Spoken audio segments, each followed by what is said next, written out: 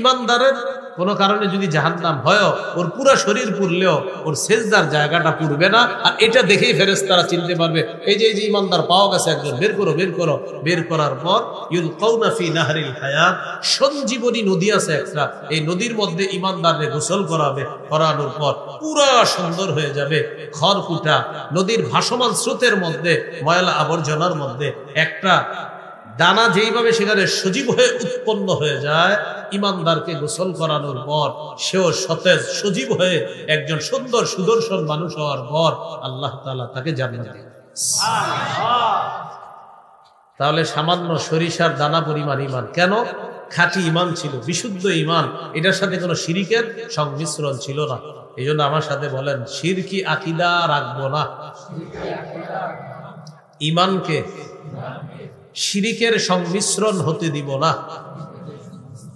মনে থাকবে নি, ইমানের সাথে যেন শিরিক সংমিশ্রণ না হয়। সূরা আনআমের ৮২ নম্বর আয়াতে আল্লাহ বলেন, আল্লাযীনা আমানু ওয়া লাম ইয়ালবিসু ঈমানাহুম বিযুলমিন উলাইকা লাহুমুল আমনু ওয়া হুম মুহতাদুন। যারা ঈমান এনেছে, ঈমানকে শিরিকের সাথে সংমিশ্রণ করেনি, আমি আল্লাহ তাদের জন্য নিরাপত্তা ঘোষণা করলাম, আর তারাই হেদায়েত প্রাপ্ত। তাহলে কি শিখলাম? ইমানের সাথে শিরিকের সংমিশ্রণ ঘটানো যাবে না। এবার বলেন, ইমানের সাথে শিরকি আকীদা পোষণ করা যাবে না। আমাদের সমাজে অনেক মানুষ পাবেন যারা নামাজ পড়ে, রোজা রাখে, ইমাম সাহেবকে সালাম দেয়, আলেমদেরকে সালাম দেয়, মুফতি মুশতাকুন নবী সাহেবের সাথে সম্পর্ক রাখে, মুসাফা করে, হুজুর কেমন আছেন দেখলে এরকম বলে। কিন্তু এই লোক ভালো মানুষ, ঠিক আছে, সব ঠিক আছে, কিন্তু তার একটা গোপন আকীদা যেটা আমাদেরকে বেশি বলে না, মাঝে মাঝে বলে, সেটা হলো যে যেমনি ভাবে আল্লাহ ছেলে মেয়ে দিতে পারে, তেমনি অমুক জায়গায় গেলেও অমুকের কাছে চাইলেও কিছু পাওয়ার আশা করা যায়। বাস শেষ। তো টক শোর মধ্যে যায় বা কোথাও যায়, যাওয়ার পরে জিজ্ঞাসা করা হয়, আপনি কি আখিরাত বিশ্বাস করেন, পরকাল বিশ্বাস করেন? তখন একটা ভাব ধরে, হতেও পারে নাও, মানে উনি বুঝায়, উনি অনেক শিক্ষিত, এরকম যে এটা হতেও পারে নাও হতে পারে, মানে একটা ইংরেজি বলে আর বইলা বুঝায় যে উনি অনেক ইংরেজি পারে, আর ভাবসা এরকম যে মোল্লা মৌলবীরা কি বুঝবে, মানে বুঝে যে আর কেউ মনে পারে না। এই জাতীয় বুঝ আপনারা সাধারণত কিন্তু বুঝেন না। টুপি দাড়িওয়ালা নিয়ে যারা চলে, আপনি বুঝেন যে ওনারা কিছু বলে না, দেখে কিছু পারে না, এরকম কিন্তু মাথায় রাখেন না। বরং এরকমও হতে পারে আপনাদের চেয়ে অনেক ভালোও পারে। হ্যাঁ হ্যাঁ, এটা সত্যি বলছি আমি। হ্যাঁ, বাকিটা কখনো গর্বের সাথে এরকম বলে না। তার ওলামায়ে কেরামের গর্ব কোরআন হাদিস, তারা অন্য বিষয়ে, তাদের গর্বের বিষয় কোরআন হাদিস, যে আল্লাহ কোরআনের বিদ্যা দিছে, হাদিসের বিদ্যা দিছে, এটা গৌরবের বিষয়। আল্লাহ তাআলা দৌলত দান করছে, পাশাপাশি যা যা দরকার এগুলো আলহামদুলিল্লাহ এখন মাদ্রাসায় শিক্ষা দেওয়া হয়। এটা এইভাবে কেন? কোনো পণ্ডিত যদি এসে পণ্ডিতি করে, তখন দেখবেন শুরু হয়ে যাবে আমাদের ছাত্রদের মধ্যে, আপনার পণ্ডিতি খতম করার জন্য একদম সামান্য সময় লাগবে। তো জিজ্ঞাসা করে পরকাল বিশ্বাস করেন? তো তখন বলে আর কি, হতেও পারে নাও হতে পারে, 50-50 চান্স, বাস ইমান শেষ, সেও জাহান্নামী। 25 পারা 20 নম্বর পৃষ্ঠা সূরা জাসিয়া 32 থেকে 35 নম্বর আয়াতে আল্লাহ বলেন, وَإِذَا قِيلَ إِنَّ وَعْدَ اللَّهِ حَقٌّ وَالسَّاعَةُ لَا رَيْبَ فِيهَا قُلْتُمْ مَا نَدْرِي مَا السَّاعَةُ إِن نَّظُنُّ إِلَّا ظَنًّا وَمَا نَحْنُ بِمُسْتَيْقِنِينَ। আল্লাহ তাআলা বলেন, وَإِذَا قِيلَ إِنَّ وَعْدَ اللَّهِ حَقٌّ, যখন বলা হয় একদল মানুষের সামনে আল্লাহর ওয়াদা সত্য, وَالسَّاعَةُ لَا رَيْبَ فِيهَا, কিয়ামত হবে এতে কোনো সন্দেহ নাই। কুনতুম, তোমরা সংশয়বাদী কিছু মানুষ বলতা, মা নাদিরি মাস-সাআ, কিয়ামত কি জিনিস আমরা জানি না, ইন নাযুন্নু ইল্লা যান্না, আমরা শুধুমাত্র ধারণা রাখি, নাউযুবিল্লাহ, ওয়া মা নাহনু বিমুস্তাইকিনিন, আমরা দৃঢ়ভাবে কিয়ামত বিশ্বাস করি না, নাউযুবিল্লাহ। এবার আমাদের আকীদা একটু বিশুদ্ধ করি, বলেন কিয়ামত কি হতে পারে? মাশাআল্লাহ, বলেন আমাদের আকীদা হতে পারে, হবে নিশ্চিত। এটা আমার সাথে বলেন, বলেন কিয়ামতের বিষয় সুনির্ধারিত। সূরা নাবা 17 নম্বর আয়াত, কিয়ামতের বিষয় কি? সুনির্ধারিত। ইন্না ইয়াউমাল ফাসলি কানা মিকাতা, ফয়সালার দিন, বিচারের দিনটা কানা মিকাতা, সুনির্ধারিত। বলেন আল্লাহ তাআলা কিয়ামতের বিষয়টাকে মুলতবি করে রেখে দিয়েছেন। তাহলে কিয়ামতের বিষয়টা আল্লাহ কি করে রেখেছেন? মুলতবি। কি করে রেখেছেন? সূরা হুদ, কোন সূরা? 104 নম্বর আয়াত। কত নম্বর আয়াত? ওয়ামা নুআখিরুহু ইল্লা লিআজালিন মা'দুদ। কিয়ামতের বিষয়টাকে আমি গনে গনে নির্দিষ্ট সময়ের জন্য মুলতবি করে রেখে দিয়েছি, সময় মতো ঘটিয়ে দিই। তাহলে কিয়ামতের বিষয় সুনির্ধারিত। সূরা নাবা 17 নম্বর আয়াত। কিয়ামতের বিষয়টা আল্লাহ মুলতবি করে রেখে দিয়েছেন, সূরা হুদের 104 নম্বর আয়াত। আর আমাদের আকীদা কিয়ামত হবেই হবে, এটা সুনির্ধারিত। কবে হবে আল্লাহ জানেন। তো সংশয়বাদী আকীদা যারা পোষণ করে তারা বলে মা নাদরি মাসসাআতু ইন নাযুন্নু ইল্লা যান্না। আমরা জানি না কিয়ামত কি জিনিস, আমরা শুধু ধারণা রাখি। ওয়া মা নাহনু বিমুস্তাইকিনিন, আমরা দৃঢ়ভাবে বিশ্বাস করি না। নাউযুবিল্লাহ। আল্লাহ তাআলা বলেন ওয়া বাদালাহুম সাইয়্যাতু মা আমিলু ওয়া হাকা বিহিম মা কানু বিহি ইস্তাহজিউন। তাদের কৃতকর্মের ফলাফল বাদা প্রকাশ পেয়ে যাবে সেদিন। ওয়া হাকা বিহিম মা কানু বিহি ইস্তাহজিউন। উপহাস করার কারণে, কিয়ামত নিয়ে, কোরআন নিয়ে, ইসলাম নিয়ে উপহাস করার কারণে তাদের চারদিক থেকে আযাব তাদেরকে বেষ্টন করে ফেলবে। নাউযুবিল্লাহ। আল্লাহ তাদেরকে বলবেন ওয়াকিলাল ইয়াউমা নানসাকুম কামা নাসিতুম লিকা ইয়াউমিকুম হাযা। আজকের দিন যেভাবে ভুলে গিয়েছো, আমি আল্লাহ তোমাদেরকে ছেড়ে দিব, যাও। আল্লাহ সেদিন তাদেরকে বিনা হিসাবে জাহান্নাম। নাউযুবিল্লাহ।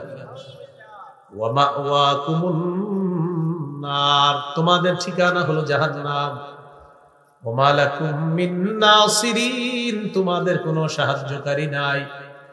আল্লাহ তাআলা বলেন জানো নি এটা কেন? যালিকুম বিআন্নাকুম ইত্তাখাযতুম আয়াতিল্লাহি হুজুয়া, তোমরা আল্লাহর আয়াতগুলোকে উপহাসের পাত্র হিসাবে গ্রহণ করেছিলা। ওয়া গাররাতকুমুল হায়াতুদ দুনিয়া, পার্থিব জীবন তোমাদেরকে ধোঁকায় ফেলে দিয়েছে। ফাল্যাউমা লা ইখরাজুনা মিনহা, আজ তাদেরকে জাহান্নাম থেকে বের করা হবে না। নাউযুবিল্লাহ। তাহলে সংশয়বাদী আকীদা হতেও পারে, নাও হতে পারে, এই আকীদা রাখবেন না। কোরআন সত্য, সম্ভব না। কোরআন সত্য, কি এটা কি সন্দেহ? আচ্ছা, পরকাল সত্য, সন্দেহ আছে? জান্নাত সত্য, জাহান্নাম সত্য, ফেরেশতা দেখি না, বিশ্বাস করি। আল্লাহ দেখি না, বিশ্বাস করি। পুলসিরাত দেখি না, বিশ্বাস করি। সন্দেহ আছে কারো? কোনো সন্দেহ যদি থাকে, হতেও নাও হতে পারে। বাস সংশয়বাদী আকীদা, ঠিকানা জাহান্নাম। তাহলে 1 নাম্বার অশুদ্ধ আকীদা, ঠিকানা জাহান্নাম। 2 নাম্বার অশুদ্ধ আকীদা, মিশ্রিত বিশুদ্ধ আকীদা, ঠিকানা জাহান্নাম। 3 নাম্বার সংশয়বাদী আকীদা, ঠিকানা জাহান্নাম। আল্লাহ হেফাজত করেন। এই 3 আকীদা থেকে আল্লাহ আমাদেরকে হেফাজত করেন। 4 নাম্বার আমাদের আকীদা কি হবে? বলেন বিশুদ্ধ আকীদা। বিশুদ্ধ আকীদা যদি শিরিক ছাড়া হয়, শিরিকের সংমিশ্রণ নাই, বাস ইনশাআল্লাহ মৃত্যুর পর একদিন আল্লাহ আপনাকে জান্নাত দান করবেন। একদিন আল্লাহ আপনাকে জান্নাত দান করবেন। সহিহ বুখারীর বর্ণনা, আতর দিয়ে রাখছে।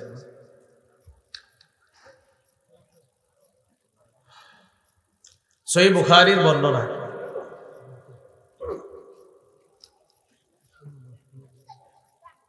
6443 নম্বর হাদিস, 1237 নম্বর হাদিস, কিতাবুর রিকাকের সর্বশেষ হাদিস।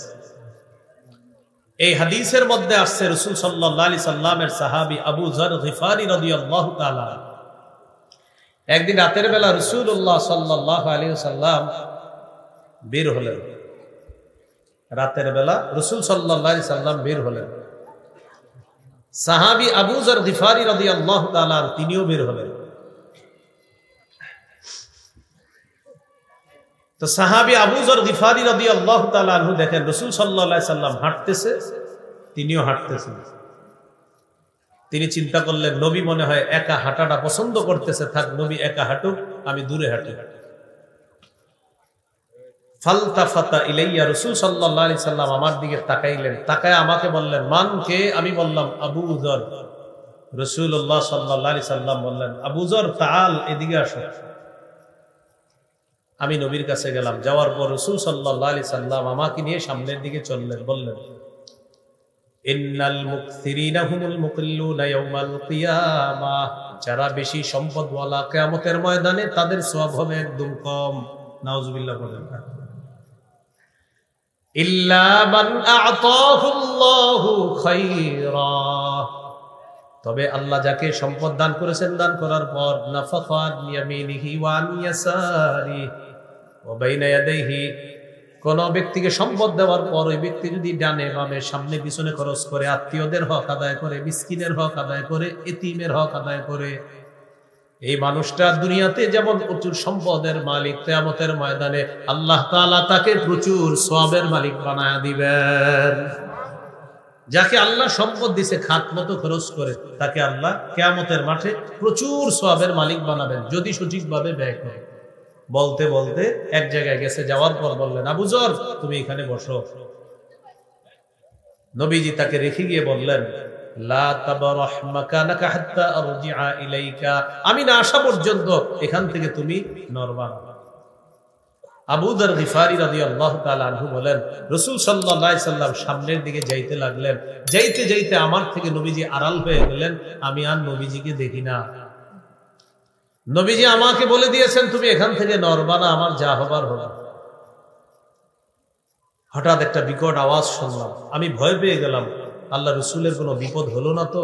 সাথে সাথে আমি নবীর কাছে যাওয়ার ইচ্ছা করলাম। মনে পড়ে গেল আল্লাহ নবী আমাকে বলেছেন, আবু যর যা হবার হবে, এখান থেকে নড়বা না। আমি টেনশনে পড়ে আছি, আল্লাহ রসুল আসে না। 1 নাম্বার নবী আসে না, এক টেনশন। 2 নাম্বার একটা আওয়াজ পাইছি, দ্বিতীয় টেনশন। আমি পথ চেয়ে বসে আছি, আল্লাহ রসুল আসে না কেন। হঠাৎ দেখি নবীজি আরেকজনের সাথে কথা বলতে বলতে গেলেন একা, কিন্তু আসার সময় কথা বলতে বলতে আমার দিকে আসতেছে। তবে মজার ব্যাপার, যার সাথে কথা বলতেছে তাকে দেখা যায় না। নবী কথা বলে, পাশের জনকে দেখা যায় না। নবীজি আমার কাছে আসলেন। আসার পর আমি বললাম, হুজুর আর সহ্য করতে পারতেছি না। কি? আমাকে তাড়াতাড়ি বলেন। আপনি গেলেন, একটা বিকট আওয়াজ শুনলাম। এটা কিসের আওয়াজ শুনলাম এটা আমি বুঝতে পারি না। টিস্যু কোম্পানিরা টিস্যু বানায়, নতুন কোনো গ্রাম দেওয়ার লাগে না। এরা তো বানাইছে এইভাবে যে আপনার আর কোনো গ্রাম লাগবে না আলাদা, তারপরে আলাদা গ্রাম দেওয়ার প্রয়োজন নেই। ওরা বানায় এটা ব্যবহারযোগ্য করে, এটার সাথে আলাদা গ্রাম মিশ্রণ করার প্রয়োজন নেই। তারপরে আবার যারা সাইনোসাইটিস উইথ রাইনোসিসের রোগী আছে যারা, এরা তো পুরো মুশকিলে পড়ে যাবে না। তো আবু যর গিফারি রাদিয়াল্লাহু তাআলা রাসূল সাল্লাল্লাহু আলাইহি সাল্লামকে বললেন, হুজুর আপনি গেলেন, যাওয়ার পর একটা আওয়াজ শুনলাম। কিসের আওয়াজ আমি তো বুঝতে পারলাম না। রাসূলুল্লাহ সাল্লাল্লাহু আলাইহি সাল্লাম বললেন, তুমি আওয়াজ শুনছো? জি হুজুর, এটা জিবরিল আমিন আমার কাছে আসছে। ওই জিবরিল আসার আওয়াজ হয়েছে, এই আওয়াজ তুমি শুনছো। বুঝতে পারলাম। আপনি আসার সময় কথা বললেন কার সাথে? নবীজি সাল্লাল্লাহু আলাইহি সাল্লাম বলেন, ওটাও জিবরিল আমিনের সাথে কথা বলতেছিলেন। হুজুর আপনি কি বলতেছিলেন? বারবার একই কথা বলতেছিলেন তাকে। ও আচ্ছা, আমি জিবরাইলের কাছ থেকে একটা বিষয় শিওর হয়ে নিছি। সেটা কি? জিবরিল আমাকে সুসংবাদ দিচ্ছে, বাশশির উম্মাতাকা আন্নাকু মান মাতা মিন উম্মাতিকা লা ইউশরিকু বিল্লাহি শাইআ দাখালাল জান্নাহ। হাবিব আপনি আপনার উম্মতকে সুসংবাদ জানায় দেন, আপনার উম্মতের কেউ যদি শিরিক না করে মারা যায়, একদিন সে আল্লাহর জান্নাতে প্রবেশ করবে। আমি জিবরিল আমিনকে বারবার বলতেছিলাম, জিবরিল আমিন আমাকে বারবার বলতেছিল, আমার উম্মতের অনেক মানুষ আছে যারা বিভিন্ন অপরাধের কারণে জাহান্নামের মধ্যে শাস্তি ভোগ করবে।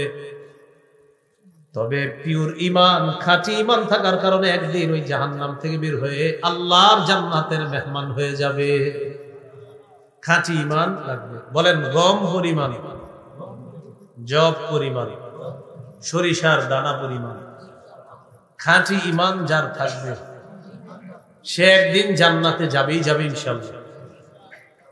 সহিহ বুখারীর বর্ণনা, ক্বালা রাসূলুল্লাহ সাল্লাল্লাহু আলাইহি ওয়াসাল্লাম, ইয়াখরুজু মিনান নার মান ক্বালা লা ইলাহা ইল্লাল্লাহ وفي قلبه وزن شعيرة من خير وفي قلبه وزن برة من خير وفي قلبه وزن ذرة من خير أي من ঈমান।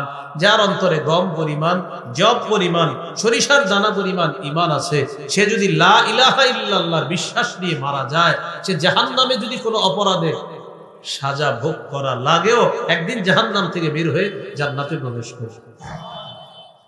কিতাবুল রিকাকের সর্বশেষ হাদিস, রাসূলুল্লাহ সাল্লাল্লাহু আলাইহি ওয়াসাল্লাম বলেন, জান্নাতীদেরকে আল্লাহ জান্নাত দিবে, জাহান্নামীদেরকে যখন জাহান্নাম দিবে, কিছু ঈমানওয়ালা তারা জাহান্নামের মধ্যে আছে, আল্লাহ ফেরেশতাদেরকে বলবে, আখরিজু মিনান নার মান কানা ফি কলবিহি মিসকালু হাববাতিন মিন ফারদালিন মিন ঈমান।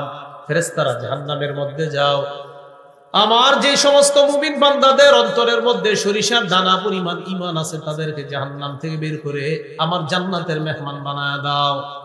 ফেরেশতারা জাহান্নামের মধ্যে যাবে, যাওয়ার পর ঈমানদারদেরকে তালাশ করতে থাকবে, ঈমানদারদেরকেও দেখবে, কতিমতু হিশু আদু হুমামা, কতিমতু হিশু তাদেরকে পুরাইতে পুরাইতে আদু হুমামা, তারা কয়লার মতো কালো হয়ে যাবে, ঈমানদাররাও কয়লার মতো কালো। তো সবাই তো কয়লার মতো কালো, চিনবে কেমনে কোনটা ঈমানদার কোনটা বেঈমান?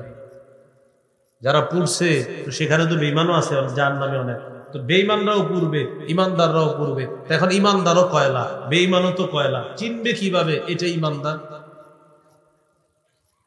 রাসূল সাল্লাল্লাহু আলাইহি ওয়াসাল্লাম হাদিসে জবাব দিয়ে দিয়েছেন। জবাবটা কি বলবো আমি? এক শর্তে বলবো, শর্ত পূরণ করবেন? ইচ্ছাকৃতভাবে মরার আগে আর এক ওয়াক্ত নামাজ ছাড়বেন না। এটা কি রেডিমেড হাত তোলা? এক ওয়াক্ত নামাজ ছাড়বেন না তো? নবীজি বলেন, ইউরাফুনা বিআলামাতি আথারিস সুজুদ, ঈমানদারের সিজদার চিহ্ন দেখে চেনা যাবে এটা ঈমানদার।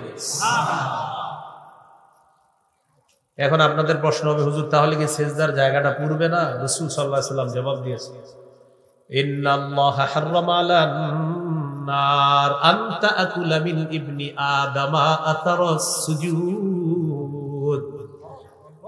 আগুনের উপর আল্লাহ হারাম করে দিয়েছেন, আগুন যেন আদম সন্তানের সিজদার জায়গাটা না খায়, না পুরায়। আল্লাহ তাআলা আগুনের উপর আদম সন্তানের এই সিজদার জায়গা খাওয়া হারাম করে দিয়েছেন।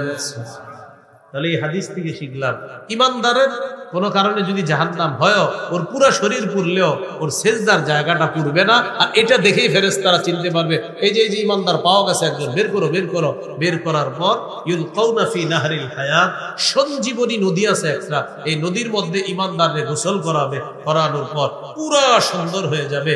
খড়কুটা নদীর ভাসমান স্রোতের মধ্যে, ময়লা আবর্জনার মধ্যে একটা দানা যেইভাবে সেখানে সজীব হয়ে উৎপন্ন হয়ে যায়, ঈমানদারকে গোসল করানোর পর সেও সতেজ সজীব হয়ে একজন সুন্দর সুদর্শন মানুষ হওয়ার পর আল্লাহ তাআলা তাকে জান্নাত দেন। তাহলে সামান্য সরিষার দানা পরিমাণ ঈমান, কেন? খাঁটি ঈমান ছিল, বিশুদ্ধ ঈমান, এটার সাথে কোনো শিরকের সংমিশ্রণ ছিল না। এই জন্য আমার সাথে বলেন, শিরকি আকীদা রাখবো না, ঈমানকে শিরিকের সংমিশ্রণ হতে দিব না। মনে থাকবে নি, ঈমানের সাথে যেন শিরিক সংমিশ্রণ না হয়। সূরা আনামের ৮২ নম্বর আয়াতে আল্লাহ বলেন, আল্লাযীনা আমানু ওয়া লাম ইয়ালবিসু ঈমানাহুম বিযুলমিন উলাইকা লাহুমুল আমনু ওয়া হুম মুহতাদুন। যারা ঈমান এনেছে, ঈমানকে শিরিকের সাথে সংমিশ্রণ করেনি, আমি আল্লাহ তাদের জন্য নিরাপত্তা ঘোষণা করলাম, আর তারাই হেদায়েত প্রাপ্ত। তাহলে কি শিখলাম? ঈমানের সাথে শিরকের সংমিশ্রণ ঘটানো যাবে না। এবার বলেন, ঈমানের সাথে শিরকি আকীদা পোষণ করা যাবে না। আমাদের সমাজে অনেক মানুষ পাবেন যারা নামাজ পড়ে, রোজা রাখে, ইমাম সাহেবের সালাম দেয়, আলেমদেরকে সালাম দেয়, মুফতি মুশতাকুন নবী সাহেবের সাথে সম্পর্ক রাখে, মুসাফা করে, হুজুর কেমন আছেন দেখলে এরকম বলে। কিন্তু এই লোক ভালো মানুষ, ঠিক আছে, সব ঠিক আছে, কিন্তু তার একটা গোপন আকীদা যেটা আমাদেরকে বেশি বলে না, মাঝে মাঝে বলে, সেটা হলো যে যেমনি ভাবে আল্লাহ ছেলে মেয়ে দিতে পারে, তেমনি অমুক জায়গায় গেলেও, অমুকের কাছে চাইলেও কিছু পাওয়ার আশা করা যায়। বাস শেষ। এই যে শিরকি আকীদা, এরকম অসংখ্য মানুষ পাবেন আপনারা যারা বাৎসরিক এই শিরকি আকীদার মাধ্যমে ঈমানটা নষ্ট করে। কি শরীক? বাৎসরিক আকীদাটা সবসময় রাখে, কিন্তু বাৎসরিক ভাবে এই আকীদাটা আপনার বাস্তবায়ন ঘটায়। আকীদাটা রাখে সবসময়, আর বাৎসরিক ভাবে আকীদার বাস্তবায়নটা ঘটায়। এইটা করেন না, আল্লাহ হেফাজত করেন। বলেন মেয়ে দেখে, ছেলে দেখে, ছেলে মেয়ে উভয়টা দেখে, একটাও দিবে না ক্ষমতাটা। সূরা শুরা 49-50 নম্বর আয়াতে আল্লাহ বলেন, লিল্লাহি মুলকুস সামাওয়াতি ওয়াল আরদি ইয়াখলুকু মা ইয়াশা ইয়াহাবু লিমান ইয়াশাউ ইনাসাও ওয়া ইয়াহাবু লিমান ইয়াশাউ যুকুর। আসমান জমিনের রাজত্ব আল্লাহর, তিনি যা ইচ্ছা তা সৃষ্টি করেন, যাকে ইচ্ছা কন্যা সন্তান দান করেন, যাকে ইচ্ছা ছেলে সন্তান দান করেন। আও ইউযাউযুহুম যুকরানা ওয়া ইনাসা, তিনি যাকে ইচ্ছা ছেলে মেয়ে উভয়টা দান করেন। ওয়া ইয়াজআলু মান ইয়াশাউ আকীমা, তিনি যাকে ইচ্ছা ছেলেও দিবেন না মেয়েও দিবেন না, এই নারীকে বন্দা বানাবেন, এই ক্ষমতাও কার? তাহলে আল্লাহ বললেন তিনি যাকে ইচ্ছা কন্যা দেন, যাকে ইচ্ছা ছেলে দেন। বলেন তো আগে কার কথা বলছে, মেয়ে না ছেলে? মেয়ে। বলেন কার কথা বলছে আগে? আমাদের সমাজে অনেক মানুষ আছে মেয়ে হইলে চেহারাটা কালো হয়, রাগ হয়ে যায়, কপালটা কুঁচকায়, এরকম আসেনি? আরে আছে, যে কোরআনেও তো আছে। সূরা নাহলের 58 নম্বর আয়াতে আল্লাহ বলেন, ওয়া ইযা বুশশিরা আহাদুহুম বিল উনসা যাল্লা ওয়াজহুহু মুসওয়াদ্দান ওয়া হুয়া কাযীম। কিছু মানুষ আছে তাদেরকে যখন কন্যা সন্তানের সুসংবাদ দেওয়া হয় চেহারাটা কালো হয়ে যায়, আর চেহারাটা খুব রাগান্বিত অবস্থায় হয়ে যায়। বন্ধুদেরকে জানায় রাখে, এই আগামীকাল স্ত্রীকে হসপিটালে নিয়ে যাচ্ছে, আল্লাহ চাইলে সন্তান হবে, তো আগামীকাল আপনার নিচে। কিন্তু কালকে আর বন্ধুদেরকে ফোন দেয় না, বন্ধুরা উল্টা ফোন দেয়, কিরে সুসংবাদ আসছে? হ্যাঁ, তোকে বাতিজিস। এর আগে খালি বলছে আল্লাহ চাইলে সন্তান হবে, যেদিন সন্তান হয়েছে আর কাউরে ফোন দেয় না, তো বন্ধুরাই ফোন দেয়। আপনি ফোন দিয়েছেন, আসসালামু আলাইকুম, কি অবস্থা, সুসংবাদ আসছে? হ্যাঁ, বাতিজিস। আর যদি ছেলে হইতো, পুরা কুমিল্লা আপনাদের যে ভান্ডার সব। তাহলে আকীদাটা পোষণ করেন, একটু ঠিক করেন। মেয়ে দেখে, বলেন মেয়ে দেখে, আবার মেয়ে দেখে, মেয়ে দেখে আকীদা ঠিক। ছেলে দেখে, ছেলে মেয়ে উভয়টা দেখে, ছেলেও হবে না মেয়েও হবে না, এই ক্ষমতা কার? মনে থাকবেন ইনশাআল্লাহ।